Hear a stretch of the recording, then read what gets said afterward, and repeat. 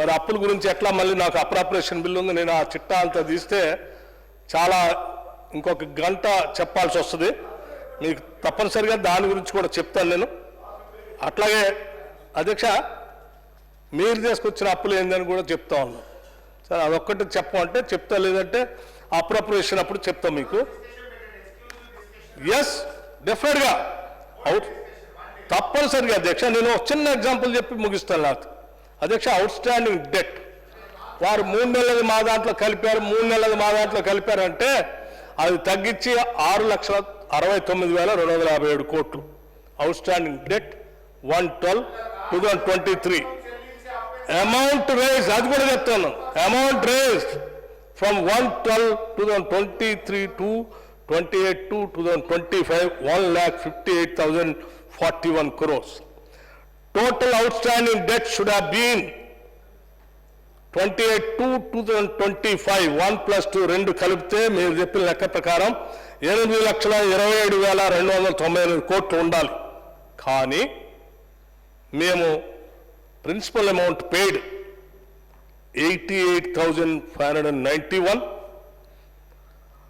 అట్లాగే interest pay చేసినటువంటి amount కూడా చూస్తే అధ్యక్ష 64,768 కోట్లు. అది ఇది కలిపితే principal amount repayment and interest repayment కలిపితే 1,53,359 కోట్లు మేము కట్టింది. ఇక అప్పు రూపేణ నేను చెప్తున్నా, అప్పు రూపేణ ఈ రాష్ట్రం మీద ఈ సంవత్సరానికి అప్పు అప్పు అప్పు అప్పు తీసుకొచ్చి మీ అప్పులే కడుతున్నాం స్వామి. 10 ఏళ్ళు మీరు అప్పులు తీసుకొచ్చి రాష్ట్రం మీద పడేస్తే ఆ అప్పులు మీ తప్పులు సరిచేయటాక నిద్రలేక వస్తా ఉన్నాం. ఆ అప్పులు తప్పులు సరిచేయటానికే మేమేదో 1,00,000 కోట్ల అప్పులు తెచ్చామన్నా, అప్పులు తీసుకొచ్చి మీలా దూబరా చేయాలి. మీరు తెచ్చిన అప్పు ఆ అప్పు కట్టడానికే 1,53,359 కడితే చివరికి కేవలం బ్యాలెన్స్ ఇస్ ఓన్లీ 4,682. ఈ సంవత్సరానికి ఈ రాష్ట్ర ప్రభుత్వం ఈ ప్రభుత్వ అవసరాల కోసం వాడుకున్నది అప్పుల నుంచి కేవలం 4,682 కోట్లు మాత్రమే. మిగతాదంతా మీ అప్పులు మీ వడ్డీలు కలిపి సరిపోయింది. అధ్యక్ష బ్యాలెన్స్ ఉంటుంది అధ్యక్ష, ఎక్కడ పోతుంది అధ్యక్ష. ఎందుకు మీకు నేను ఇవన్నీ లెక్కలన్నీ సిస్టంలో ఉండే అధ్యక్ష.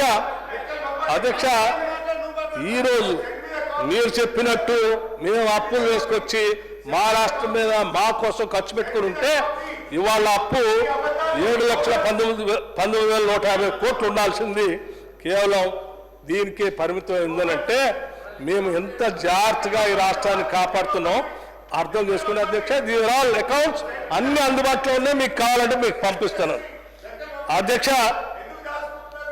ఏ దాచుకోవట్లేదు, టోటల్ ట్రాన్స్పరెంట్ ఎవ్రీథింగ్. ఇది కూడా పంపిస్తాం మీకు, టోటల్ ట్రాన్స్పరెంట్ అధ్యక్ష. నేను మీలాగా అధ్యక్ష మీలాగా 4 గోడల మధ్య బంధించుకొని ఎవరికి ఏమీ చెప్పకుండా ఎవరిని కలవకుండా మూసేసి ఈ పాలన చేయదలుచుకోలేదు. Total doors are open and it is transparent.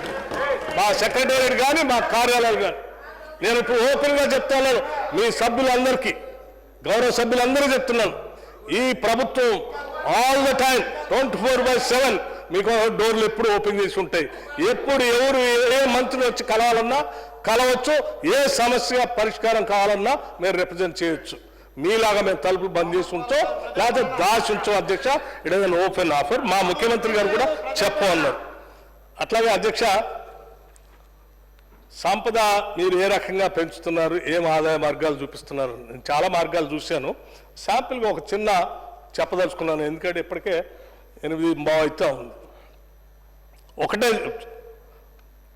మనందరికి తెలిసింది శాండ్ అధ్యక్ష, ఇసుక